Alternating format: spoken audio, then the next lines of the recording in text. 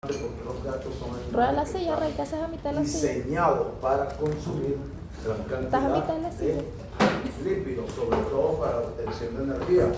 Acuérdense que tantos perros, bueno, vamos a terminar de ver esto y vamos a iniciar con perros. Ambos necesitan, si bien es cierto que la mayor cantidad de energía que ellos obtienen, la obtienen de la proteína y los lípidos, requieren energía de la glucosa porque es una energía que está más inmediata y más disponible más rápido, y es la energía inicial que permite procesar los otros componentes de la dieta para obtener sus fuentes de energía más estables. Hay varias cosas que cambian en el metabolismo de los lípidos en los gatos. No es similar a otros animales. Entonces vamos a empezar a hablar por la digestión. Dijimos que están adaptados a un alto consumo de lípidos, y la digestión de las grasas o lípidos en los gatos comienza en su estómago, donde llegan los lípidos. Hay movimientos peristálticos para entremezclarlos con el jugo gástrico que contiene la lipasa gástrica. ¿Y qué hace esa lipasa gástrica? Ella va primeramente a cortar las cadenas de ácidos grasos, que son muy largas, y se producen unos gránulos de grasa. Esos gránulos de grasa luego están incluidos en el quimo, y mediante el quimo llegan al duodeno. En el duodeno, esos gránulos estimulan la secreción de una hormona que se denomina colecitoquinina. Esa colecitoquinina tiene dos funciones. Actúa sobre las contracciones de la vesícula biliar para que ésta expulse la bilis hacia el duodeno. Y esta bilis está constituida por colesterol, ácidos biliares y por fosfolípidos. Pero también controla o actúa sobre los movimientos de contracción de páncreas. Y el páncreas se crea pancreático, en donde se encuentra la lipasa pancreática y la colesterol éster hidrolasa. Son las enzimas y que se encuentran tanto las enzimas que se consiguen en el jugo gástrico. Profe, en relación a esto, si hay un déficit de los aminoácidos que vimos la semana pasada, como era la taurina que era necesaria para que se conjugara con los ácidos biliares y lo de la cantidad de los hay fallos en este metabolismo. Era la Claro. de la lipasa dando su función. Claro, y van a ver ahorita vemos las fallas. Ahorita vamos a ver las fallas. Entonces, lo primero que pasa con las grasas cuando llegan al duodeno es su emulsificación. La emulsificación no es otra cosa que reducir esos grandes cúmulos de grasa a partículas mucho más pequeñas, que son gotas lipídicas. Esto lo hace la bilis. Y esas gotas lipídicas en su interior están constituidas por triglicéridos, quedando la superficie constituida por colesterol, fosfolípidos y ácidos biliares. De esa forma, esas grasas emulsificadas se vuelven hidromiscibles, es decir, que las lipasas pancreáticas pueden actuar sobre esas gotas lipídicas y van a hidrolizarlas. ¿Y qué significa hidrolizarlas? Volverlas hidrosolubles, pero separando los triglicéridos en ácidos grasos y glicéridos. ¿Okay? Después que ocurre esa hidrólisis, los ácidos grasos se van a unir al colesterol, se unen de nuevo a los ácidos biliares y van a formar las micelas. Las micelas son componentes que pueden traspasar la membrana de la mucosa intestinal, pero también ingresan a la célula en el interior del hepatocito. ¿Y qué pasa en el interior del hepatocito? Que estos ácidos grasos que entraron en la micela van a ser reesterificados, es decir, van a ser resintetizados y van a ser llevados a compuestos que se llaman triacilgliceroles, que esta vez se unen solo al colesterol y forman los kilomicrones. ¿Qué hacen los kilomicrones? Son los únicos que pueden ser transportados vía sistema linfático, luego sistema sanguíneo, para ir vía vena porta al hígado, donde van a ser procesados. Pero ¿qué sucede con estos kilomicrones? Antes de que vayan a ser absorbidos por en las células hepáticas, hay una hidrólisis de estos triacilgliceroles que forman a los kilomicrones y son otra vez hidrolizados a ácidos grasos. Los ácidos grasos con cadenas de carbono menor a 14 moléculas de carbono van vía vena porta hepática y de la vía vena porta hepática son absorbidos en las células del hígado para ser distribuidos posteriormente como fuente de energía.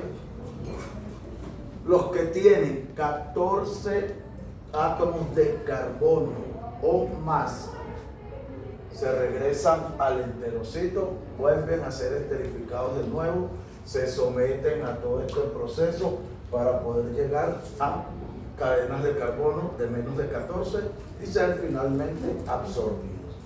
Y en eso consiste la digestión lipídica en el gato, en donde tenemos... Profe, disculpe, no entendí mucho eso último que dijo que vuelven a ácidos grasos. ¿En qué parte pasa eso? O sea, eso pasa en el sistema sanguíneo antes de ser absorbido por las células hepáticas. Los kilomicrones llegaron torrente linfático. Del linfático al sanguíneo. Del sanguíneo van al hígado vía vena porta hepática. Antes de que se haga esa absorción, acuérdate que estos kilomicrones están constituidos por estos triacilgliceroles, que son ésteres de ácido graso, junto con colesterol. Y una proteína. Y bueno, hay proteínas, unas vitaminas, minerales. Estos kilomicrones, para que puedan ser absorbidos en el hígado, se necesita que estos triacilgliceroles sean nuevamente hidrolizados. ¿A qué? A ácidos grasos. Ácidos grasos. Los ácidos grasos que tengan cadena carbonada con menos de 14 carbonos van vía vena porta hepática y son absorbidos por el hígado y llevados donde son necesarios como fuente de energía. Los que tengan 14 o más regresan al enterocito. Nunca llegan al hígado. No llegan al hígado, regresan al enterocito, vuelven al proceso de reesterificación para finalmente reducir sus cadenas a menos de 14 carbonos y que puedan ser absorbidos. Como recordarlo para que puedan pasar. ¿Perdón? Se recorta para que puedan pasar. Claro, esa es la idea de hacer que entren los de cadena corta para que el hígado pueda ser más eficiente en su procesamiento. Y recuérdense que la bilis, a medida que los ácidos grasos son más largos, la bilis pierde eficiencia en la Los ácidos grasos de cadena larga con más de 14 carbonos, ¿verdad? 14 o más. 14. Ellos vuelven al enterocito, pero dijo que antes se reesterifican. Vuelven al enterocito, son reesterificados entre acilgliceroles y ¿A qué colesterol. nos referimos cuando decimos reesterificados? ¿No fue lo mismo? Acuérdate algo. Tenemos ácidos grasos. Los ácidos grasos son ésteres, o sea, la única manera de que se muevan en sangre, que puedan ser absorbidos, es bajo la forma de ésteres de colesterol. Los ésteres de colesterol se dan por un proceso que se llama esterificación. El triglicérido es un éster de colesterol, de ácido graso, perdón. Cuando se reesterifica, es como que si se volviera a resintetizar y pasa de triglicéridos a triacilgliceroles. ¿No es lo mismo? No, no es lo mismo. Triglicéridos es una cosa, triacilgliceroles, diacilgliceroles son ésteres reesterificados. O sea, cuando tienen Ay, alcohol. ¿Qué pasó? Estamos en el metabolismo de lípidos bioquímicos y, o sea, según lo que teníamos entendido era lo mismo. Pero, Bueno, ya te lo digo. No, Y entonces no, fíjense, pero fíjense lo que les voy a decir, chavos.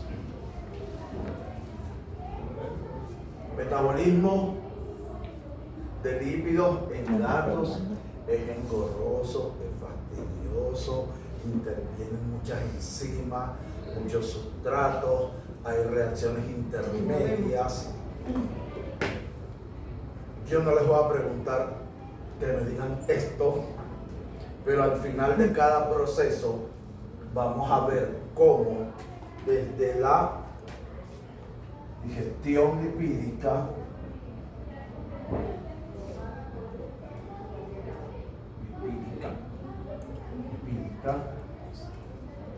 hay relación con la biosíntesis. La biosíntesis se relaciona con la síntesis de triglicéridos y la síntesis de triglicéridos se relaciona con la oxidación. Todo esto sí tiene que acontecer. Yo no voy a poner a ustedes esto porque esto, aunque muchos colegas míos con posgrado en nutrición me critican y me insultan porque les digo, chamo, esto es casi que a nivel de un posgrado, donde sí tienes que aprenderte todo eso porque tú vas a hacer un magíster en nutrición, entonces tú no puedes estar rankeando. Pero pedir esto a nivel de pregrado es como que demasiado. Yo se los pongo y se los explico para que ustedes vean cómo va todo ese proceso, ¿ok? Al final vamos a hacer un resumen de cada uno, cómo se relacionan y eso sí deben aprenderlo. Entonces la biosíntesis de ácidos grasos no es otra cosa que obtener un ácido graso. ¿Y dónde ocurre? La oxidación ocurre en la mitocondria y la biosíntesis ocurre en el citosol.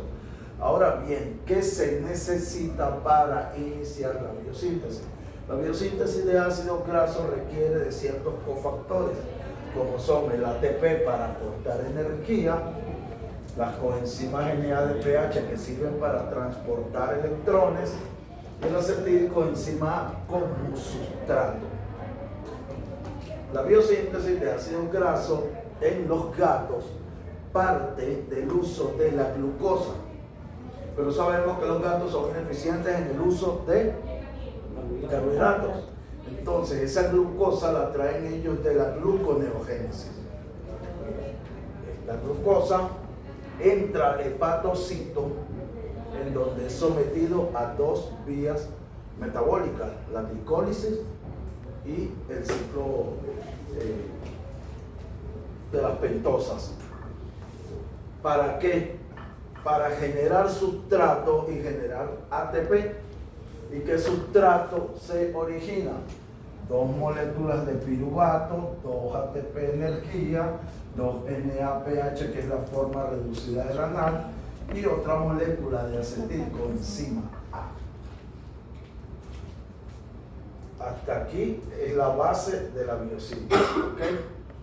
¿Qué sucede después que se obtienen esos sustratos? Esa molécula de acetilcoenzima A va a ser convertida a un producto que se llama malonil. En toda reacción hay una enzima que cataliza. Puede haber aporte de energía y puede haber otro cofactor necesario. En este caso, para pasar el acetilcoenzima A malonil, tenemos una enzima acetilcoenzima coenzima carboxilasa, ATP, que es energía, y esto, bicarbonato para mantener el pH por la ¿ah? Yo había dicho carbohidratos. Bicarbonato para mantener el pH, porque es importante el pH. Porque si no, no se dan las reacciones. No se dan las reacciones Sí, redox. Entonces fíjense lo que se necesita para llevar el acetil al malonil. Ahora, ¿por qué en los metabolismos se transforman tantos sustratos a otros sustratos? Por la permeabilidad de los productos. A veces unos productos son de mayor tamaño que otros, entonces no se pueden usar. Y muchas veces se transforman otro producto y después que atraviesan membranas o están dentro de la mitocondria, vuelven a regresar al producto original. Este paso que está acá no ocurre inmediatamente. Ese viene después. Hay una enzima que se llama sintetasa que va a convertir a este malonil finalmente en un ácido graso que se va a necesitar más adelante. Después de este paso que se tiene el malonil, viene esta otra molécula de acetilcoenzima A y va a formar con un residuo que se llama tiol, que es de un aminoácido que se llama cisteína, lo que se llama un enlace tioéster. El enlace tioéster es un enlace que aporta mucha energía en reacciones reversibles de acetilcoenzima A, y sin ese enlace difícilmente se den esas reacciones. No se asusten. Este acetil va a formar con ese tiol un enlace tioéster. ¿Para qué? Para que más adelante en una reacción de condensación pueda unirse al malonilcoenzima A. El enlace tioéster aporta la energía, porque esta es una reacción de alto requerimiento energético. Hay una condensación, una reacción de condensación donde se genera agua y se genera otro compuesto que se llama el acetilmalonil. Acetilmalonil intervenido por otra enzima, la enzima beta-acetoacetilsintetasa, y se origina acetoacetil. Acetoacetil intervenido por otra enzima y se obtiene un compuesto que se llama beta-hidroxiácido. ¿Qué pasa cuando se obtiene el beta-hidroxiácido? Interviene una hidratasa que lo que va es aportar hidrógeno, se forma el alfa-beta-acil insaturado. Este alfa-beta-acil insaturado repite el proceso, se repite hasta 5 o 6 veces. En cada proceso de eso, lo que se busca con este compuesto es que todos los carbonos de la cadena carbonada estén ensamblados, todos estén unidos por enlace, y después por una hidrólisis se obtiene el ácido graso. Y eso es el proceso de biosíntesis. Ahora bien, ¿qué es lo importante del proceso de la biosíntesis? Número 1, se usa cuando hay exceso de glucosa para producir un ácido graso que más adelante va a ser almacenado como triglicéridos. ¿Y qué es lo que sucede? Lo que vimos al principio, que tienen que sí aprenderse. Necesita de cofactores, el ATP que aporta energía, NADPH, que son cofactores de transportador de electrones, y el acetilcoenzima como sustrato. Que la biosíntesis en el gato se inicia a partir de la glucosa que trae de la gluconeogénesis, y que la misma es sometida a 2 vías metabólicas: glicólisis, ciclo vía de la fructosa fosfato. ¿Para qué? Para obtener piruvato, 2 ATP y 2 NADPH y moléculas de acetilcoenzima. Hasta aquí vamos bien. Posteriormente, yo no lo voy a poner a ustedes a que sepan, se aprendan todo esto, pero viene una serie de procesos, de reacciones donde intervienen enzimas y se obtienen compuestos intermedios. Finalmente, ¿qué obtenemos en la biosíntesis? Y eso sí, tienen que saberlo, que obtenemos un alfa beta acilinsaturado que se somete 6 veces a todo este proceso para que finalmente por hidrólisis dé el ácido graso que se requiere en la biosíntesis. Creo que se obtiene la glucosa mediante gluconeogénesis de qué sustrato. ¿Ah? Se Aminoácidos. obtiene de glucosa por gluconeogénesis de qué, de aminoácidos. Acuérdense que la gluconeogénesis es la obtención de glucosa a partir de compuestos distintos a los Por carbohidratos. eso, ¿de qué? Ácido acético, aminoácidos y ácido láctico. El gato lo tiene de ahí. En rumiantes hay que adicionar el propiónico, porque el ácido propiónico viene de la digestión de la fibra, el gato no lo hace. Entonces aquí nada más es de esos 3, aminoácidos, ácido láctico El ácido propiónico. y glicerol, perdón. El ácido propiónico sí hay que anotarlo en rumiantes. Son los volátiles, Pero el gato no tiene nada que ver con la fibra, por lo que vimos la semana pasada. Entonces, el cuento que les conté ahorita, si tienen que aprendérselo. Yo no les voy a preguntar a ustedes para nada. El paso 3, el paso 4, el paso 5, quién interviene, qué sustrato, cuál es enzima, porque eso es eso es más raro. Bueno, no sé si se lo preguntan en bioquímica. Si no Pero hay que preguntan. tener ¿Sí claro lo que- preguntan? que- No lo sabemos, yo nunca tengo- No, en sabemos. este no, en el siguiente sí. Profe, lo que Cuando yo diga- tengo cuando es diga que que no yo va a soy tener. analfabeta, sí. Sí, insaturado, que se somete 6 veces a ese proceso para ensamblar la cadena carbonada y que se libere el ácido graso que se requiere. Profe, ¿qué es un ácido? Donde meten la glucosa. Ah, De hecho. Donde tengan los ancianos.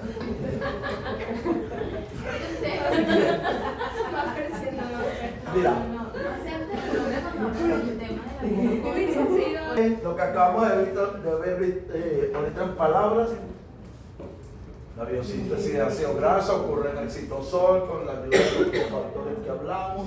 La glucosa entra en el hepatocito es sometida a la vía de la glicólisis y la vía de la glucosa fosfato y se forman 2 moles de piruvato, 2 ATP, 2 NADH y 2 acetilcoenzima A posteriormente y en presencia de la enzima carboxilasa con el ATP y el bicarbonato se obtiene la acetilcoenzima A.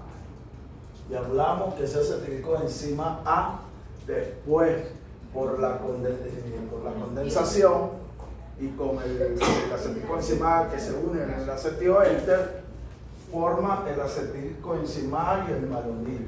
Se condensan y se forma acetilmalonil, intervenido por la beta-cetoacetilsintetasa, aroma cetoacil, enzima beta-cetoacetilreductasa da el beta-hidroxiacilo, interviene la hidratasa, se forma el alfa-betoacil insaturado, que es el que se somete 6 veces para después obtener el ácido graso. Profe, ¿qué es lo que se repite 6 veces? Todo. Todo el proceso. Ah. Acuérdense que el metabolismo es una serie de reacciones químicas de manera constante en donde se requiere sustrato y energía. El metabolismo se para cuando estamos muertos. Por eso que esto es más lento que trabajar en no sé si estoy equivocada. No, lo que pasa es que, mira, simplemente son cuestiones de evolución y de adaptación. Estamos hablando de un animal netamente carnívoro, entonces ellos recurren a otras cosas. Los rumiantes no son muy eficientes utilizando la glucosa y por eso se van a la gluconeogénesis también. Pero ya es por otras razones, es porque sus enzimas no son muy eficientes actuando sobre la glucosa. El gato porque no las tiene. O son ineficientes también adultos. No, porque no, acuérdate lo de que desde la fosforilación de la fructosa no existe, se usa más para otras cosas. Eso es como nosotros, Ok, tenemos un metabolismo similar, nosotros obtenemos la energía de la glucosa, ¿verdad? La proteína para formar tejido. Más sin embargo, la velocidad y el aprovechamiento de nuestros metabolismos no es igual. Entonces, entre especies es mucho más rápido. Ok, síntesis de triglicéridos. ¿De dónde vino este ácido graso? De la biosíntesis lo que que acabamos de vimos. ver. De la biosíntesis. Se va a unir con este compuesto alfa-glicerol. Y como toda reacción necesita una enzima que la catalice, y esta enzima es la glicerofosfatosintranferasa. Se formó el ácido lisofosfatídico. Vuelve a ser intervenido por esta enzima glicerofosfatosintranferasa y da ácido fosfatídico. Suena muy trágico. El fosfatídico por la enzima fosfatidato fosforilasa y se convierte en un diacilglicerol que después se esterifica una vez más a triacilglicerol. Este triacilglicerol por la vía glicólica o por la reducción de la dihidroxiacetona va a dar un glicerol fosfato. Y ese glicerol fosfato va a ser fosforilado o gracias a la fosforilación del glicerol que se encuentra en ese glicerol fosfato se obtiene o se transforma este ácido graso a triglicérido, y ese triglicérido va a ir ¿a dónde? Ajá, ¿por qué va a tejido adiposo? Almacenarse. Para almacenarse, porque los triglicéridos son importantes porque son la forma más eficiente de almacenar energía. La síntesis de triglicéridos, hay un ácido coenzima A que es lo mismo que es el ácido graso que obtuvimos de la biosíntesis, se va a unir al alfa-glicerol fosfato en presencia de enzima glicerofosfatosintranferasa, ácido lisofosfatídico, interviene nuevamente la misma enzima, ácido fosfatídico, la enzima fosfatidasa lo convierte en un diacilglicerol, se esterifica a un triacilglicerol y por último se obtiene el triglicérido de dos maneras. Una que se genera por la reducción de la hidroxicetona fosfato en alfa-glicerol fosfato de citrogenasa. La otra por la fosforilación del glicerol, y aunque aquí abajo no lo dice, es que se obtiene el triglicérido. ¿Qué debemos aprendernos de esto? El triglicérido. La biosíntesis del triglicérido parte del ácido graso que se produjo en la biosíntesis, que si no se usa o los que no se van usando necesitan almacenarse. Y se almacenan bajo esta forma. Entonces, se utiliza el ácido graso, se somete a una serie de procesos y por último, gracias a la fosforilación del glicerol que está en el alfa-glicerol fosfato, se obtiene el triglicérido que va a ser almacenado. Lo demás es cultura general para que lo tengan con sus preguntas en bioquímica. La última, bueno, no mentira, después viene el catabolismo del colesterol. Oxidación de los ácidos grasos. La biosíntesis se lleva a cabo. Ajá, ¿pero dónde? En el citosol. Esta es la célula hepática dentro de la mitocondria, ¿verdad? Ahora bien, la semana pasada vimos la carnitina en los gatos, ¿verdad? Bueno, aquí una enzima tiosinasa activa a ese ácido graso o acilcoenzima A.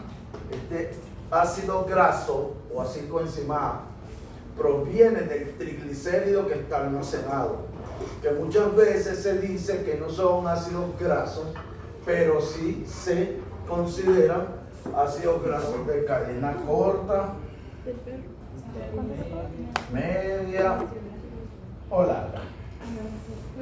En este caso tenemos un ácido graso de cadena larga y para activarlo requiere la intervención de la coenzima A y de la presencia, por supuesto, de energía. Con la ayuda de la carnitina toma a este ácido de cadena larga y lo ayuda a introducirse en la mitocondria. En la mitocondria, ¿qué pasa? Ocurre la oxidación de la carnitina. ¿Por qué ocurre la oxidación de la carnitina? Porque el grupo acilo de este acilcoenzima de cadena larga va al grupo hidroxilo de la carnitina. ¿Y quién cataliza todo eso? La enzima transferasa, la enzima carnitina sin transferasa. Ese pasa para que la cadena larga, porque una cosa es pasar a la mitocondria y después hay que pasar a la membrana interna, ¿cierto? Bueno, eso es gracias a la carnitina que participa en la oxidación de la acilcoenzima con la enzima carnitina transferasa. El grupo acilo se viene al grupo hidroxilo de la carnitina y se forma acilcarnitina, y de esta manera esos acilcoenzima entran a la mitocondria. ¿Qué pasa dentro de la matriz? Vuelve a transferirse ese acilo, que ahora está en el grupo hidroxilo de la carnitina, vuelve para la coenzima A. Y vamos a ver para qué pasa todo eso. En la matriz, después viene un proceso de deshidrogenación. Se quitan 2 átomos de hidrógeno de esas cadenas de los carbonos alfa y beta. ¿Quién lo hace? La enzima coenzima deshidrogenasa. Y se forma un compuesto alfa, beta, acilcoenzima insaturado.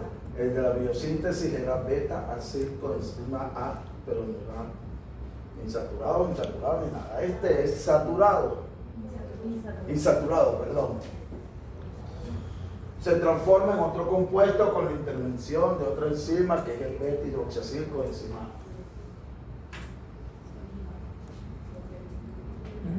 Este señor es atacado por la hidroxiacilcoenzima deshidrogenasa y da un compuesto que se llama beta-cetoacilcoenzima A. Una tiolasa, que es una enzima que interviene en las reacciones reversibles de transferencia de acetilcoenzima A, va a fragmentar a este beta hidroxiacil, lo va a fragmentar en la posición beta. ¿Cuál es la posición beta? ¿Cómo así? La posición se refiere a las uniones. Alfa, beta, gamma, sigma. La conexión beta es cuando los grupos H están para abajo, ¿no? Sí, pero la posición beta es el segundo carbono de la cadena carbonada. El segundo. Alfa, beta, sigma, y hasta omega. Porque Por eso es No no sabían eso, por eso es que hay reacciones o compuestos que llevan estos pronombres y uno no sabe por qué. Es porque los carbonos en bioquímica, y no me lo pregunten porque carrizo, los numeran con letras griegas. O sea, cuando es alfa es el primero. Sí, alfa es el primero, beta es el segundo. Entonces, aquí en este compuesto beta hidroxiacilcoenzima A, donde era lo que tú estabas diciendo, que el grupo hidroxilo está en un segundo carbono, va a haber una deshidrogenación que la lleva a cabo la enzima beta hidroxiacilcoenzima A deshidrogenasa. ¿Qué pasa? Se fragmenta o se parte en ese carbono y se crean 2 compuestos. Así. Pero esa fragmentación es al compuesto beta-cetoacilcoenzima. No es el beta. Al beta hidroxiacilcoenzima. ¿Y por qué es? Perdón, tiene razón. Porque sí. Dando la formación al beta-cetoacilcoenzima. Es al beta. Al beta-cetoacilcoenzima la tiolasa lo ataca en el segundo carbono y se dan dos productos. ¿Estás entendiendo? Acetilcoenzima A y un acilcoenzima A con dos carbonos menos de quien empezó la reacción, que era un acilcoenzima A o ácido graso de cadena larga. ¿Qué es lo importante aquí? Que luego esta cadena fragmentada con dos carbonos menos se somete una vez más al proceso hasta que vuelve a dar acetilcoenzima A. A todo el proceso. Sí. De esa forma, una cadena de ácido graso o un ácido graso de cadena larga es degradado o reducido a acetilcoenzima A. Y la acetilcoenzima A va al ciclo de Krebs y va a dar la energía que requiere el organismo. Igual así como les dije en la biosíntesis y en los triglicéridos, aquí lo importante es saber que el proceso se da a partir, que se da primero en las células hepáticas, que interviene una tiosinasa que va a activar a un ácido graso de cadena larga, que con la ayuda de la carnitina va a entrar a la mitocondria, que va a ser oxidado y que se van a dar una serie de procesos o de reacciones intermedias hasta que finalmente se forme el beta-cetoacilcoenzima A, que va a ser fragmentado en su posición beta, generando acetilcoenzima A y un acil con dos carbonos menos, que va a volver a ser sometido al proceso. ¿Para qué?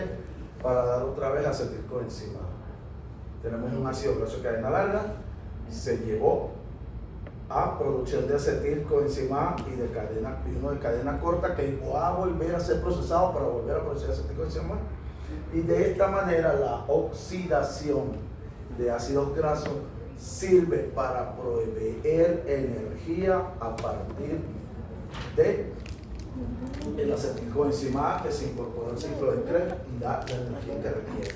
Entonces fíjense, que era lo que les decía al principio. La digestión lipídica, por supuesto que está relacionada con todos estos procesos. Y en la digestión lipídica, tal como la vimos, después en el metabolismo, vamos a tener la biosíntesis, que parte de dónde? De la glucosa que obtiene el gato de la gluconeogénesis, que se dan los procesos que les dije ahorita, que ustedes se deben aprender, ¿verdad? Y eso nos da un ácido graso. Ese ácido graso va a ir a la síntesis de triglicéridos y va a ser almacenado como triglicéridos porque es la forma más eficiente de almacenar grasas.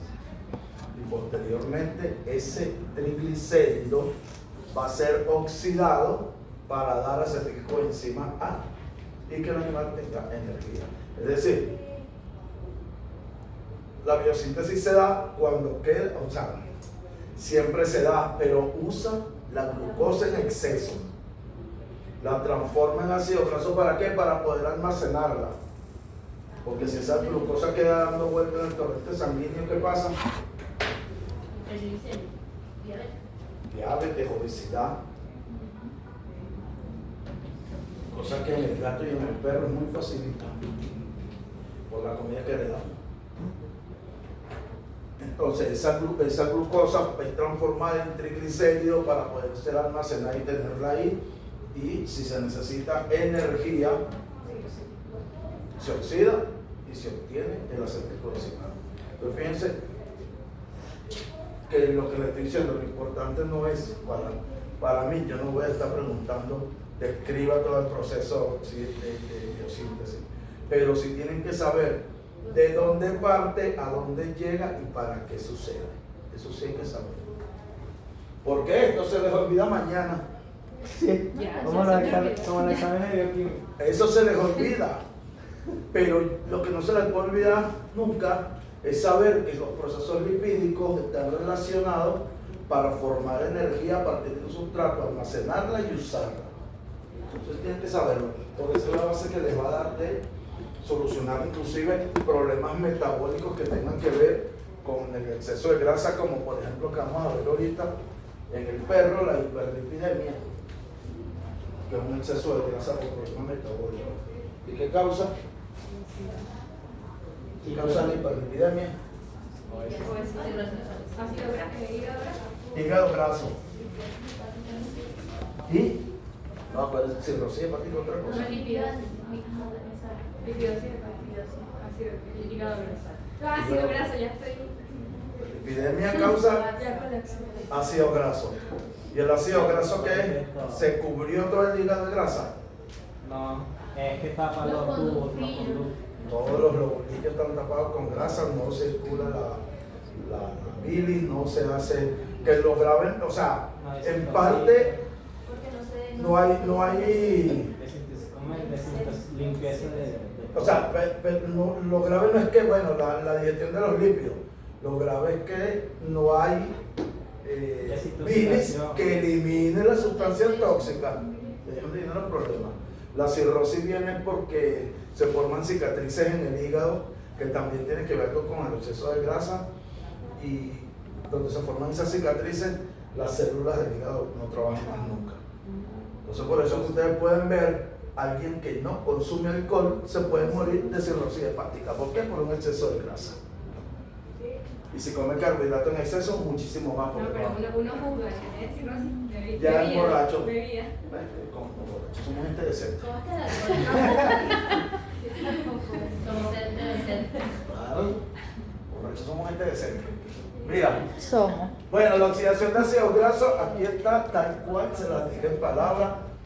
La enzima que activa al ácido graso, luego ingresa a la mitocondria, gracias a que la carnitina la oxida, retirar los grupos acilos al grupo hidroxilo de la carnitina, la formación de la cicarnitina para que los grupos acilos entren, pero no solo que entren, sino que después salgan, porque al final, ¿para qué se necesita ese acílico, los grupos acilos para formar el acetilcoenzima y el acil de cadena corta?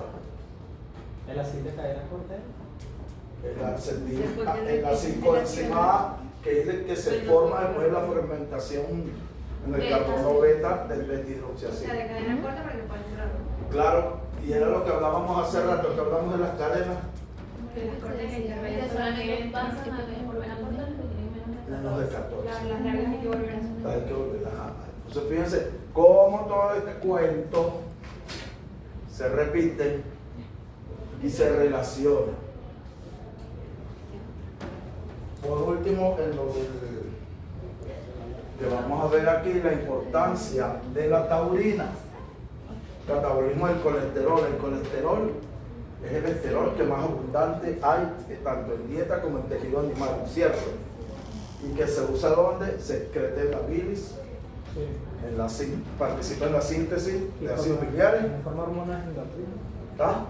Hormonas endocrinas. Por hormonas. Endocrina, pero aquí lo importante es eso,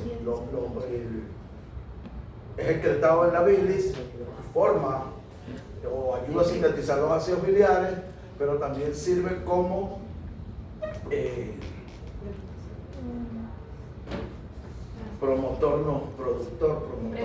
precursor de otros esteroles como la vitamina D. Ah, sí, yo leí algo de eso. Ok. ¿Dónde ocurre la síntesis de ácidos biliares a partir del colesterol? Únicamente en el hígado, con la intervención de la enzima 7-alfa hidrolasa. A medida que suben los ácidos, eso le indica al organismo que ya no es necesaria tanta producción y que la 7-alfa hidrolasa debe cesar en su función. Y por eso, cuando hay a medida que se van acumulando, la enzima se va inhibiendo. Ella sola. Bueno, el organismo. Acuérdense que todos nosotros funcionamos por estímulo y respuesta. Entonces está todo el sistema nervioso, están las enzimas, están las hormonas que controlan todo eso. Pero las hormonas son mensajeros intracelulares también. Ok. Se producen los ácidos biliares primarios, el cólico y el desoxicólico. Se conjugan con la taurina. En el perro se pueden conjugar con la glicina o en otras especies. ¿Y por qué no se puede conjugar en el gato con la glicina? La enzima VAC por una evolución no tiene afinidad por la glicina, sino solo por la taurina, por una evolución de ser un animal carnívoro. Ok, tenemos los dos principales ácidos, el cólico, el quenodesoxicólico, se conjugan con la taurina y forman el ácido taurocólico. El ácido taurocólico es el que va a realizar la emulsificación de las grasas para poder la lipasa pancreática ser más eficiente en la digestión de los lípidos.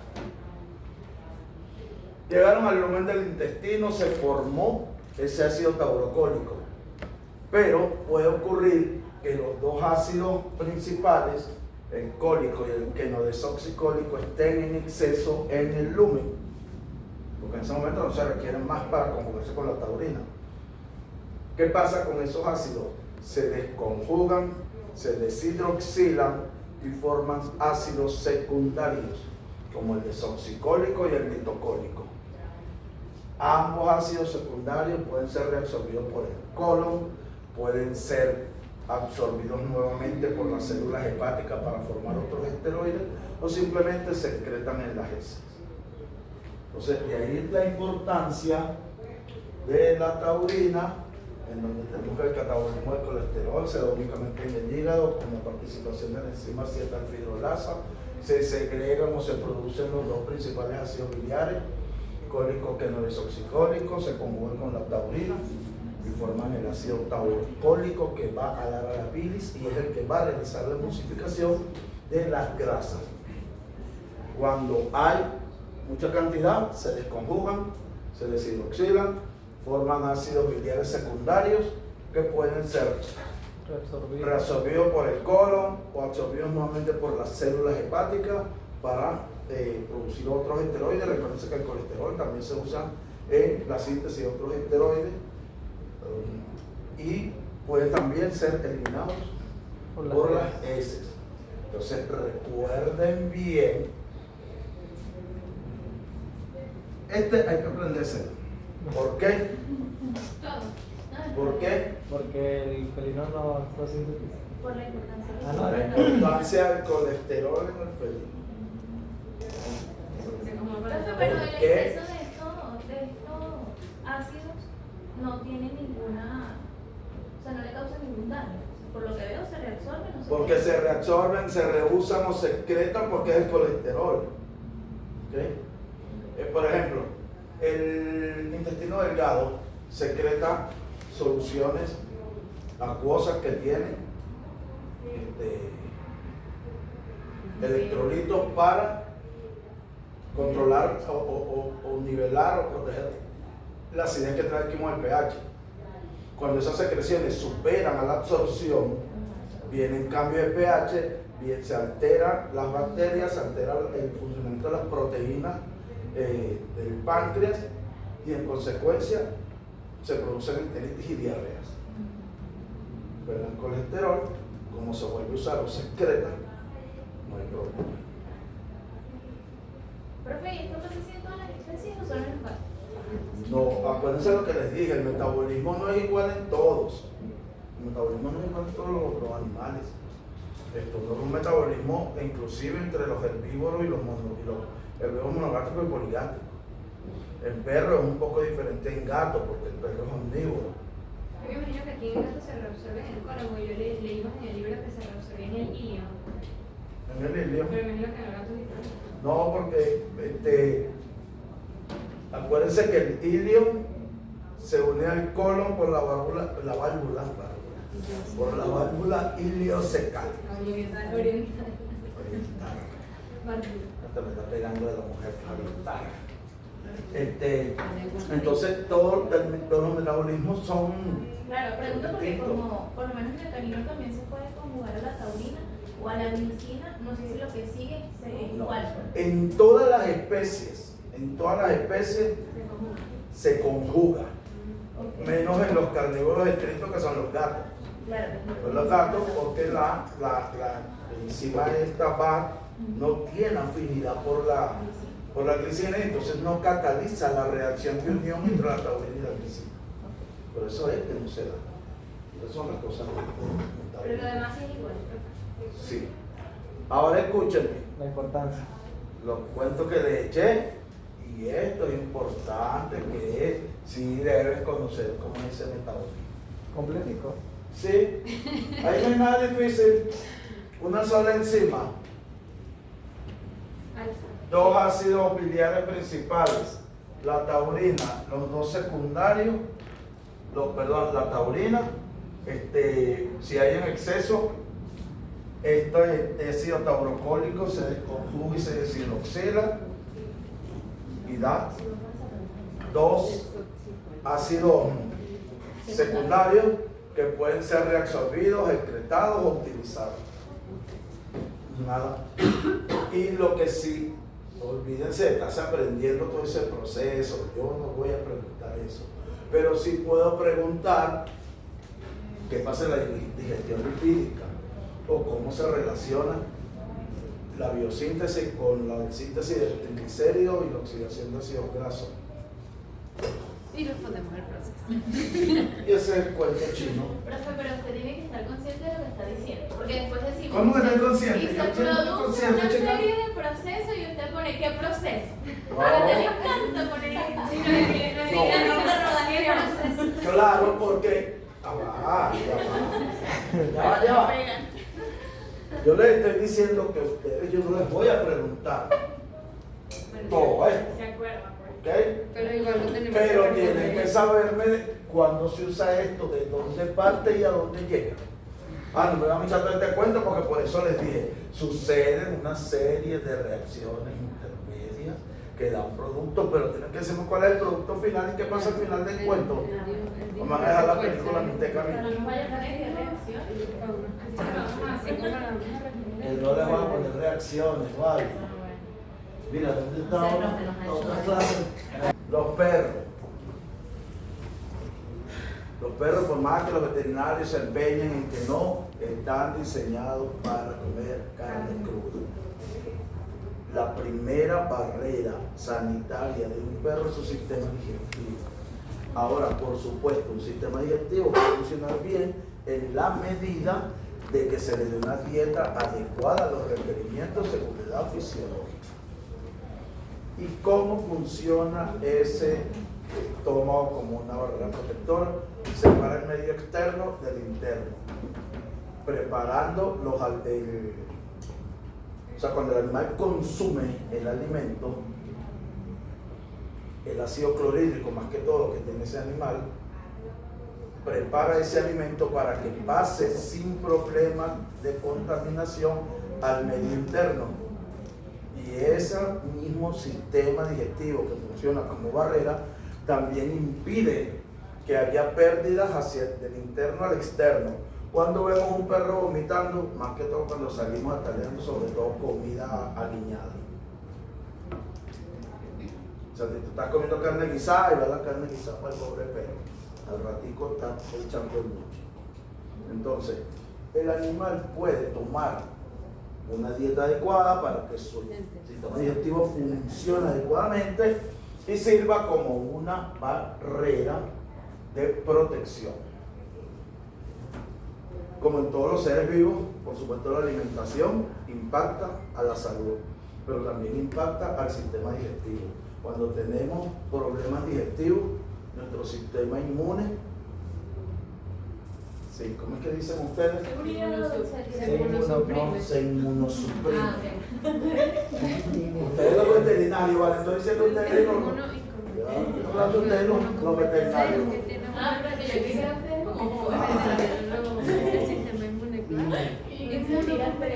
Se inmunosuprime y nos somos más propensos a otras enfermedades, ¿cierto? Ok, sí, lo escriben ahí. Cuando vean clase con, ¿cómo se llama este carro? Así que se me olvidó el nombre del coordinador de veterinario. con ella. Ponen 6.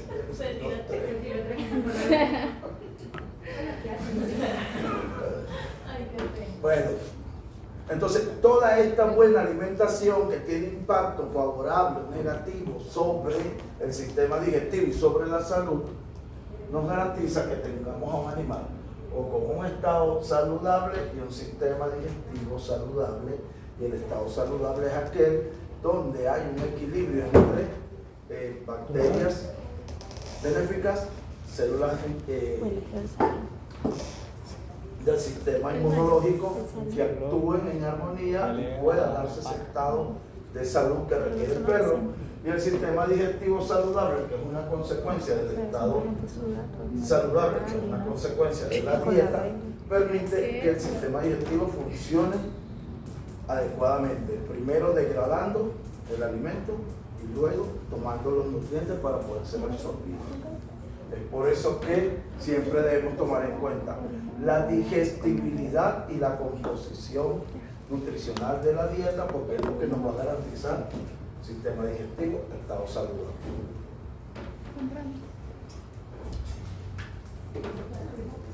Bueno, al igual que en el gato, pero con algunas diferencias, el sistema digestivo es similar, pero lo que siempre les digo, debido a esa cantidad de ácido clorhídrico, debido a si el sistema digestivo está saludable y es eficaz, el perro está diseñado para comer carne cruda, no está diseñado para otra cosa. ¿Dónde comienza todo el sistema digestivo? Bueno, en la boca, pasa todo en la cavidad abdominal, torácica, el estómago, intestino delgado, intestino grueso, recto y ano.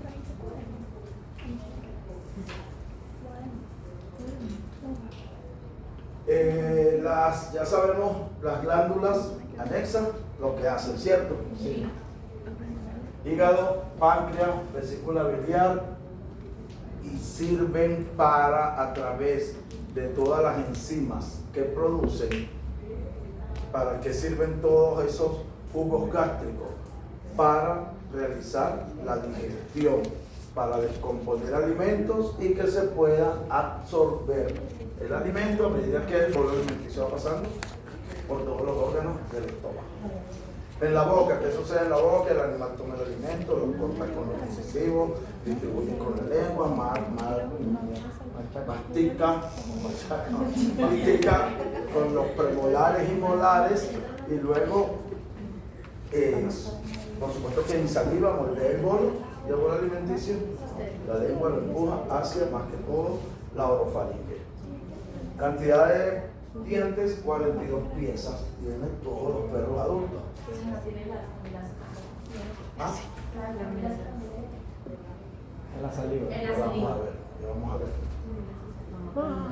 6 incisivos arriba, 6 incisivos abajo, 2 caninos arriba, 2 abajo, 6 premolares arriba, 6 abajo, y 6 molares abajo y 4 arriba. Y con eso suma 12, 4, 16, 10, 42 piezas dentales. ¿Qué pasó, Chamba? ¿Usted la cara así? No, porque es que no sé si me perdí los premolares, pero dijo 6 más premolares, tenemos mandíbula inferior, mandíbula superior. 1, 2, 3, 4, 5, 6 incisivos. 1, 2, 3, 4, 5, 6 incisivos. 2 caninos. Arriba, los premolares, 1, 2, 3, 4, 8, y 8 abajo, 16. Los molares, abajo, 1, 2, 3, 4, 5, 6, 1, 2, 3, 4. Él había dicho 6 premolares. Sí, que dijo 6 abajo y yo dije ya va que. Dije 6 premolares abajo. Y era 8 y 8, pero bueno ya. Yo perdono Me copiaré eso. No. Pero si no tiene que Copiaré eso, chica. pero si no tiene que Gracias por la frase. Ok. Faringe. La faringe comunica, todos sabemos, la cavidad bucal con y la cavidad nasal con tráquea. La vía bucal comprende desde la base del cerebro, los músculos que están ahí, hasta la mandíbula inferior. ¿Y qué es lo que pasa? El animal va masticando en saliva, moldea el bolo alimenticio, luego lo traga. Ahí hay unas terminaciones nerviosas que promueven esas terminaciones nerviosas, el reflejo involuntario de deglución, que se da tanto en faringe como en esófago. Después que el alimento llega ahí, a menos que lo vomitemos, pero eso ya es un reflejo involuntario. Y ese reflejo involuntario, ¿qué es lo que hace? Que el alimento y el agua solo vayan hacia la parte digestiva, y la faringe hace su trabajo de llevar el aire hacia tráquea y pulmones y dividir el alimento hacia el estómago. El esófago. Bueno, como en todos los animales, sabemos que es un tubo membranoso que comunica la vía bucal con el estómago, que está recubierto por glándulas que segregan moco. ¿Para qué? Para que el alimento vaya pasando, pues, lubricando por ese tubo digestivo que se extiende desde la boca y va junto con la tráquea, y en la cavidad abdominal van juntos y luego se separan uno hacia los pulmones y el esófago hacia el sistema digestivo. El esófago también tiene movimientos peristálticos. ¿Para qué? Para mover el bolo. Ahí empujan todo ese bolo alimenticio, que luego el cardias se relaja, se extiende y el alimento pasa al estómago. El estómago del perro es más o menos grande, tiene funciones de almacenamiento, pero también de digestión.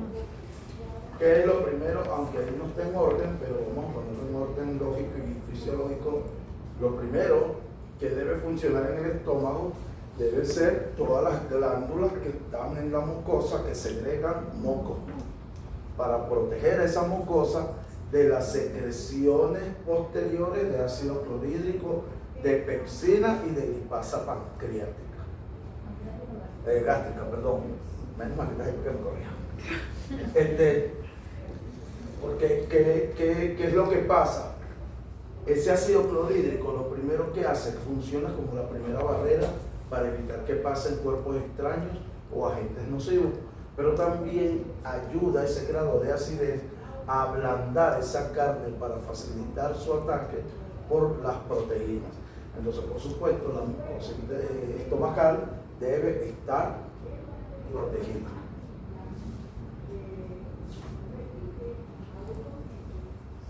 ¿Qué otra cosa hay en el estómago aparte de las glándulas que segregan ácido clorhídrico, que digieren la carne, que atacan a las bacterias y que hay un moco que las protege?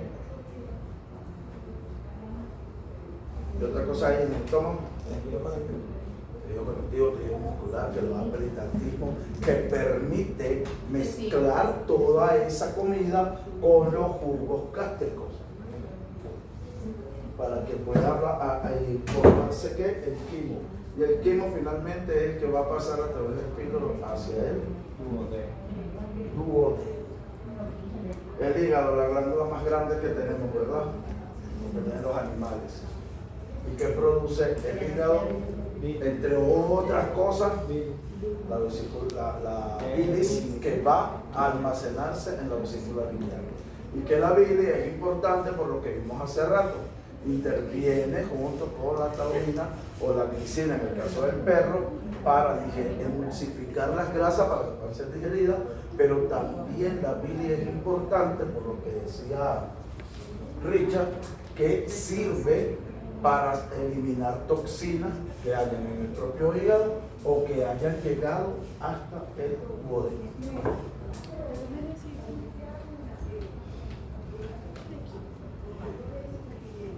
El páncreas es mucho más pequeño, ¿cierto? Sí. Está en la parte dorso craneal del abdomen, en la parte derecho sostenido, no hay más nada por ahí. Y por supuesto que tiene el páncreas exocrino, endocrino. El exocrino se crea todas las enzimas digestivas que se requieren. ¿Para qué? Para poder procesar todos esos productos que consume el animal y poder hacerlo aprovechable. Proteasas, lipasas, amilasas, proteasas como la tripsina que actúa sobre proteína, la lipasa pancreática por supuesto, y la amilasa sobre el almidón. ¿Qué?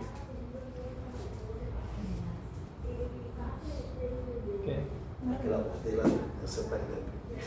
Lo que estoy escuchando, creo que eso era por Pero- que les da. No sé, chisme eso, profe, es aquí. No, este fármaco. Ese es amarillo. No, eso no es amarillo. No. Entonces, Wow. ¿qué pasa en el duodeno? Ocurre toda esa digestión enzimática, se transforma todo ese alimento para que pueda ser absorbido. Intestino delgado, ya sabemos que es donde ocurre la mayor parte de la digestión enzimática. Y que aunque dicen algunos autores que no hay diferencia anatómica ni funcional entre duodeno, yeyuno e ilio, yo soy de los que opinan que claro que sí hay, porque se hace la digestión enzimática en el duodeno y la absorción que requiere estructura como las microvellosidades se hace hacer yeyuno e ilio, y no es que en el duodeno no la hayan, pero las hay en menor número porque se requieren menos. Entonces, sí hay una diferencia a esa división, por lo menos desde el punto de vista fisiológico, desde el punto de vista funcional. Pero también, o sea, la diferencia en la anatómica es menor compra de microvellosidades, ¿no? Hacia la parte distal. ¿Ya las contaste? Hay más porque es grasa. Tenemos el duodeno, en la parte inicial del duodeno hay pocas. Ellas van creciendo, se incrementan Pero volteando para acá. hacia la parte distal que se une con el intestino grueso, ya ahí comienzan a disminuir. Ok. Intestino delgado, casi 5 metros. ¿Por qué? Porque se necesita que el alimento esté el mayor tiempo en contacto para que pueda ser digerido por las enzimas, pero también absorbido a través de la mucosa. Por eso es que siempre el intestino grueso es de mayor longitud. Recuérdense que el sistema digestivo evolucionó con divisiones o secciones ensanchadas para la fermentación y la digestión, y en secciones tubulares para la absorción. Toda la mucosa intestinal tiene capa muscular, de submucosa, mucosa, glándulas que segregan moco para proteger a toda esa estructura. Hay microvellosidades que tienen el ribete en cepillo, que el ribete en cepillo segrega ciertas hormonas, y que todo ese intestino delgado tiene ciertas actividades o capacidades. La primera, transportar monosacáridos y aminoenzimas.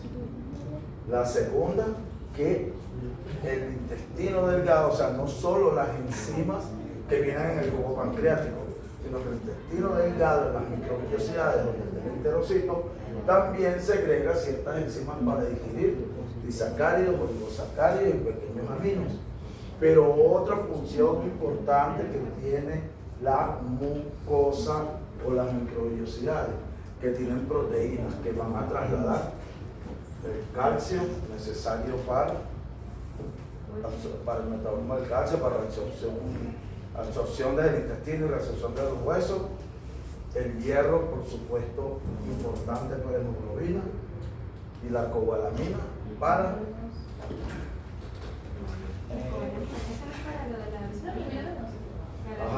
¿y para qué necesitamos esta vitamina B12 por allá por el intestino? Para aportar los amigos. Pero Sí, eso se une con algo. tenemos el hierro para formar hemoglobina, ¿verdad? Y tenemos la vitamina B12 o cobalamina Me la pidió. para formar hemoglobina también. Solo que cuando esta nos falta, cuando nos falta el hierro, esa hemoglobina se trata distinta a esta, que les dije cómo se llamaba y no se acuerdan. Megablástica. La anemia megaloblástica, que es la médula de los huesos y de la columna empiezan a producir glóbulos rojos muy grandes que no transportan oxígeno. Entonces, Me acuerdo. te medio acuerdas. El hierro lo damos con qué? Con ácido fólico, pero no podemos dar ácido fólico para que haya vitamina B12 y que tenga cobalto, por supuesto, porque si no se absorbe y no funciona. Entonces, fíjense la importancia de ciertos mecanismos que tiene el intestino delgado, además de estar capacitado para digestión enzimática y absorción. Las microvellosidades también, además de enzimas, producen ciertas hormonas, enzimas disacáridas que atacan a los disacáridos, enzimas disacaridasas, que atacan a los disacáridos, pero también tenemos hormonas, la secretina, que ayuda a la producción de vesícula biliar, y la colecitoquinina, que funciona. ¿Cómo dijo ahorita? La colecitoquinina, para que sirva. No, anterior. La secretina. La secretina, que ayuda en la producción de la bilis.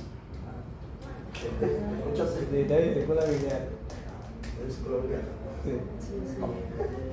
Miren, y la colecitoquinina, que sirve para, lo vimos ahorita, Controlar la vesícula biliar. Y favorecer y el páncreas, que se drenen y se pueda producir la.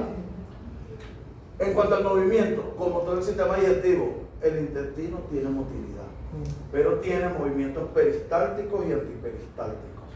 Eso sirve para mezcla, eso sirve para tener un efecto de ruptura en los alimentos y puedan atacar mejor las enzimas, pero también sirve para ralentizar el paso de la digesta a través del intestino, y las enzimas actúan mucho mejor. El movimiento peristáltico lleva el alimento en dirección a oral, y el antiperistáltico atrás o oral. Oral. ¿Horario o oral? Bueno, oral. Oral. Oral y aboral. Oral y aboral. El aboral, ¿Oral? Nosotros decíamos oral. Decimos oral y aboral. oral. Sí, sí. Bueno, digamos, bueno, Oral. no es válido. Y si se lo dio Carolina, sí, también vale. Por si acaso. Por si acaso, no vale, no es mi pana. Entonces, fíjense, el intestino, lo que yo les decía hace rato, también secreta solución de agua con electrolitos. ¿Para qué? Para disminuir la acidez que trae el quimo. Pero ¿qué pasa cuando un perro que puede producir 8 a 10 litros de fluidos tiene problema en su reabsorción? Que va a haber cambios de pH, va a haber ineficiencia de las proteínas, de las enzimas, va a haber ineficiencia de las bacterias, o va a cambiar la población bacteriana, y todo eso va a traer problemas digestivos, como por ejemplo enteritis.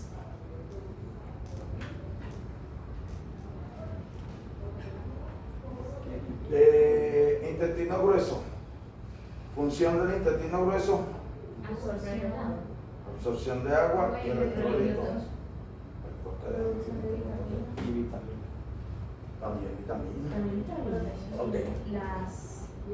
Veos. Constituido colon ciego y colon. El colon ciego y recto llano. ¿Qué hace el colon? Absorbe todos esos electrolitos y agua. En el ciego hay cierta fermentación de algunos compuestos que pasaron hasta allá. Pero lo importante que ocurre en el ciego es que tiene población bacteriana. ¿Y qué tipo de población bacteriana hay en el ciego? En el intestino grueso. ¿Cómo? La microbiota. Bacterias y la Streptococos, lactobacilos, Clostridium y me falta uno, cerebrósidos. Sí. Bacteroides, cerebrósidos es otra cosa. Bacteroides. Eso es de lípidos. De los lípidos unidos con la glucosa, y esa glucosa sirve para darle energía al cerebro, y por eso dice glucolípidos o cerebrosis. Pero cerebrosis son interesantes. Porque son estresantes. No, son interesantes. Estresantes. Ok, ¿qué hace toda esta flora bacteriana? Hay más de 100 y 200 especies, pero esto es lo más importante. Ellos atacan alimento que llegó ahí, que escapó de la digestión a nivel del estómago y de la digestión enzimática. Fibra resistente, almidones y algunas proteínas. En el perro la fibra la consideran indigerible muchas personas, pero no es que es indigerible, sino que esa fibra la aprovechan las bacterias para producir ácidos grasos volátiles, principalmente el butírico. El butírico se oxida 4.5 veces más rápido que la glucosa y por lo tanto el butírico es una gran fuente de energía que sintetiza esta flora bacteriana. ¿Y para qué se necesita el perro esa energía? Hay para desarrollar los colonocitos. Los colonocitos son células del colon que a medida que hay más energía, se reproducen más y transmiten o refuerzan la función de barrera protectora de la mucosa del intestino grueso. Esa es la importancia de que a los perros se les dé fibra y que, si es verdad, se generan una serie de productos, pero lo más importante, los ácidos grasos de cadena corta. De estos, el butirato o butírico, porque es el que le va a servir de energía a los colonocitos para desarrollar más la mucosa intestinal y su acción protectora. Porque tiene esa expresión de cara. No, profe, estoy acordándome que cuando habló del animalista dijo que le daba fibra, le daba como mucho carbohidratos. Le daba muchos carbohidratos. O sea, tiene que haber un balance. Pero es que, lo que pasa es que vamos a decir que no. 456. Vale, 5 minutos. Bueno, ya vamos a terminar de todo lo que es la fisiología y vamos a ver un momentico los carbohidratos. El perro es un animal adaptado y que requiere de carbohidratos, solo que debe tener una dieta balanceada. Ese es el tema. Pero tú te pones a darle, como la amiga que empezó a darle, le estaba dando brócoli al perro. Ya bueno, terminé de matarlo. ¿No le ha dado cólico? Le pregunté. No tengo suerte. No le des brócoli. Bueno, o sea que los dueños de perros siempre dicen, no, está finito. Y el perro ya, como perro, allá bombado. Sí. Entonces, está finito, está así. Entonces, fíjense, a través de esa fermentación de esas fibras se da energía para los colonocitos, que oxidan ese butirato 4.5 veces más rápido que la glucosa y que también estimulan absorción de agua y del sodio. Recto llano, delimitado por dos esfínteres, un interno musculatura lisa, un externo musculatura estriada, el reflejo del control de la orina y la defecación surge a los 3-4 meses, se regula mediante entrenamiento al perro, pero cuando hay problemas de diarrea o uso exagerado de antibióticos azufrados, este reflejo, si es un cachorro, puede aparecerse mucho después de los 3-4 meses. Entonces, pobre perro, lo regañamos, le pegamos y resulta que es una condición que estamos creando nosotros mismos. Entonces, fíjense, vamos a terminar esto en 15 minutos. Es que quiero que vean lo de los carbohidratos. ¿Ah? Me quedan 30 láminas. Bueno, quedan 30, pero vamos a ver, 15 ahorita, 15 después. Ok, fíjense que hace el metabolismo del perro igual que nosotros. Puede crear cierta cantidad de reservas de agua. ¿Por qué? Porque la degradación que hace a través del metabolismo de carbohidratos, proteínas y almidones o fibras, que todos están constituidos por carbono, hidrógeno, oxígeno y nitrógeno. Después que ocurre el catabolismo sobre esos hidratos de carbono, sobre las grasas y las proteínas, y que cada uno de estos elementos ha cumplido su función de dar energía y de servir de sustrato, de dar nutrientes, lo que queda en exceso queda en suspensión en la solución acuosa que tenemos, que es la sangre, y se pueden ir combinando aleatoriamente, dando un compuesto distinto al que los originó. En este caso se pueden combinar los hidrógenos con oxígeno y crean agua de reserva, pero esta agua de reserva solo alcanza alrededor de un 10% de lo que requiere. El 90% del agua debemos dársela en agua de bebida y parte que viene en los alimentos y la dieta es húmeda. Ok. Carbohidratos. Bueno, hablamos de la importancia de la constitución. Carbono, hidrógeno, oxígeno, nitrógeno, es de origen vegetal, se transforma en la digestión y puede o dan importante cantidad de energía. ¿Qué tipo de energía dan? Cuando son transformados a través de la digestión y son de origen vegetal a glucosa. Esa glucosa se consume, es una fuente de energía muy rápida y disponible fácilmente, y se utiliza para que se produzcan los otros procesos oxidativos. Y si hay un exceso de glucosa, simplemente se almacena como glucógeno en hígado y músculos. Profesor, que yo estaba leyendo un libro de nutrición por el humano. Ajá.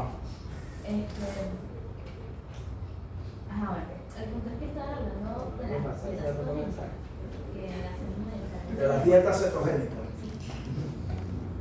que es como que más proteína, carbohidratos, que decían que sí, obviamente ibas a... Es un tema. Ok, entonces fíjense, ¿por qué los carbohidratos son importantes en los perros? Porque constituyen una fuente de energía inmediata y de muy fácil disponibilidad para que luego se den los procesos oxidativos en donde ellos van a obtener su energía definitiva, que se obtiene más lento, pero que constituye una fuente más estable en el tiempo para que el perro pueda estar en actividad. Carbohidratos simples, azúcares, proveen energía rápida, pero como proveen energía rápida, asimismo crean picos de glucosa.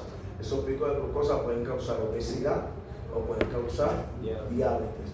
Cuando pecamos con el perro y tenemos estos problemas, cuando empezamos a darle pan, a darle fruta, a darle azúcar, entonces podemos producir estos picos de glucosa y llevar al perro a la obesidad.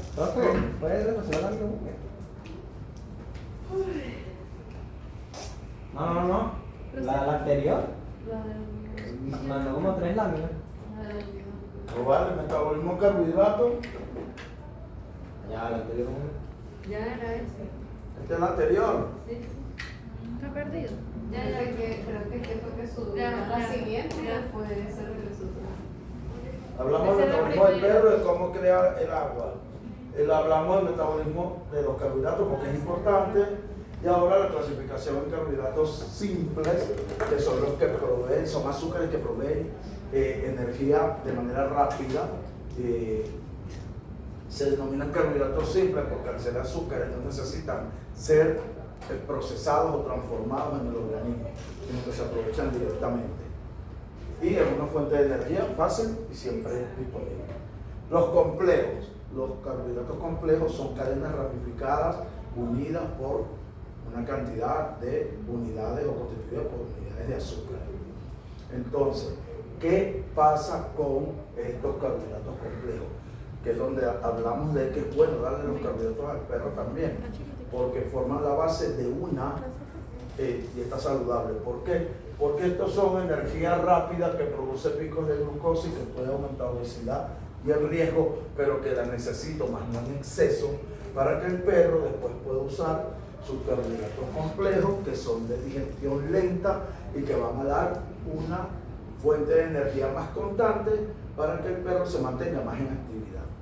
Porque tú le puedes dar tu dieta, tu comida al perro en la mañana, y si después lo saca a jugar con la pelota, a correr, él va a necesitar energía adicional. Entonces, si tiene este tipo de energía, va a poder llevar una vida más activa y mejor.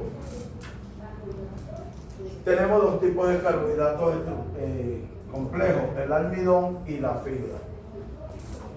El almidón, lo que hablábamos hace rato de la alfa-amilasa. Se supone que los carbohidratos en el perro comienzan la digestión con la masticación, la insalivación, pero ¿qué pasa? Que el perro tiene muy poca alfa-amilasa en la saliva, por lo tanto, el almidón donde se digiere realmente es en el intestino delgado, donde las enzimas alfa-amilasa que segrega el páncreas pueden romper los enlaces que unen a esas moléculas de almidón, liberan la glucosa y se puede usar esa energía. La cantidad de alfa-amilasa que segregue el páncreas depende de la cantidad de almidón que vaya a llegar. Fuerte. Ahí también lo complementa, o sea, fue algo que usted dijo ahorita, que había unas glándulas que también como que degradan los disacáridos, los oligosacáridos, eso también contribuye. Las enzimas que están en las microvellosidades. Ajá, eso. Sí, claro, eso también contribuye.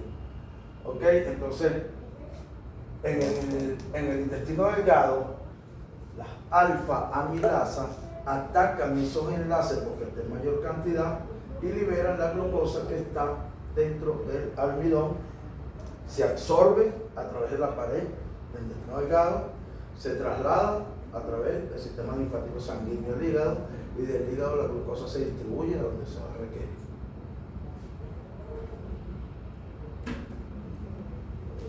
La fibra, que es el segundo carbohidrato complejo, tiene el detalle de que los enlaces que unen a las unidades de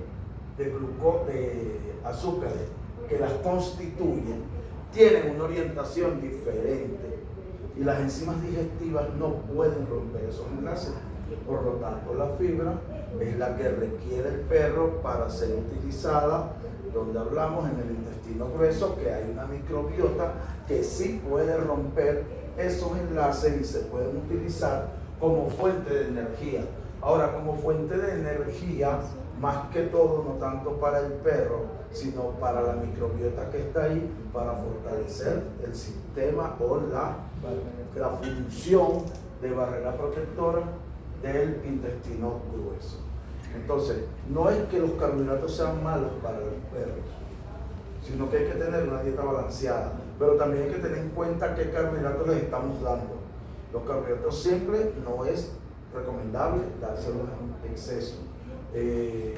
Como yo le dije a la señora, ni se le ocurra darle pan, que yo sé cómo son los dueños de perros. Me dijo que ella vio algo, antes de ese cuento más terminar.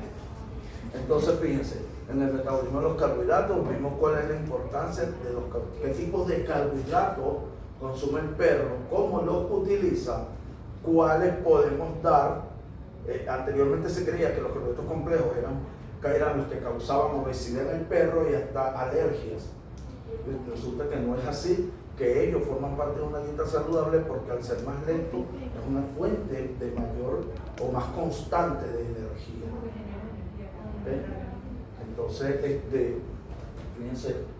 Cuando decimos rápido, nos referimos a niveles que son digeridos, o sea, los carbohidratos. El nivel que son digeridos y que es aprovechada o que esa energía está como aprovechable. La glucosa está ahí mismo porque es un carbohidrato simple que no necesita ser transformado. ¿ok? Pero así como es de simple, o sea, se consume rápidamente también. Si se da en exceso, se van acumulando y puede causar obesidad o diabetes. Mientras que los lentos, hay temas que se pueden dar en forma equilibrada. Se digieren más lentamente, pero van dando energía más lentamente, pero con durabilidad en el tiempo. Un efecto de un carbohidrato lento puede ser. Cualquier tipo de fibra que le des de cualquier cereal cuando le das arroz, Profe, usted dijo que cuando le das exceso. vegetales, zanahoria, avellana.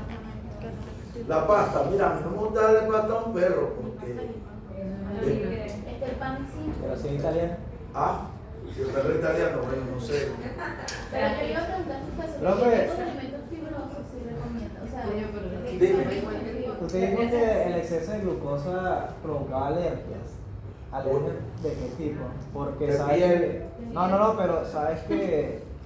A mí una vez una chama me dijo el tipo que no sabía por qué. O sea, yo sé que el de vaina le dará arroz al perro porque, no sé, lo trata como mejor le parece.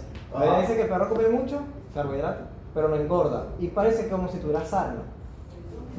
Obviamente yo no sabía yo. Sí, pero. Me hacía el loco porque ¿qué me voy a decir? Y Pero puede ser por eso. Ese tipo de alergia parece sarna. Bueno, yo he escuchado que los carbohidratos. Sí, Pero se ve roja. No sé, parece se ve Como negro. que se despinta. No se ve negro. no sé si tengo esa Pero foto parece aquí. un acordeón. He escuchado de la parte de la física que le da muchos problemas de piel. Claro, Una vez por malnutrición. De bola que por mal- el arroz es más problema por el sílice que por el fósforo. ¿Quién más? No me sé los Mira, carbohidratos simples, ya dijimos que había todas las azúcares refinadas, el pan, la fruta. Carbohidratos complejos Falta la en el arroz, en las papas, en la avellana, porque el trigo y la avena, yo dificulto que alguien le dé el perro trigo y avena. ¿Quién falta? Por lo menos aquí en Venezuela. ¿Cómo se llama? Sí, ya preparado. ¿No? En panqueca. O sea, pero ve, ahí está el problema. Le meten panqueca con leche y con azúcar. Unas panquecas especiales para ellos. ¿Eh? Mis perros, yo les compro tortas de cumpleaños. Bueno, aquí hay- Eso sí, hay una gente por ahí que hace torta de cumpleaños con zanahoria, con no sé qué. Hay Con papas. hamburguesa. Con papas. Esa torta la vio ir por todos lados aquí en la universidad. Sí.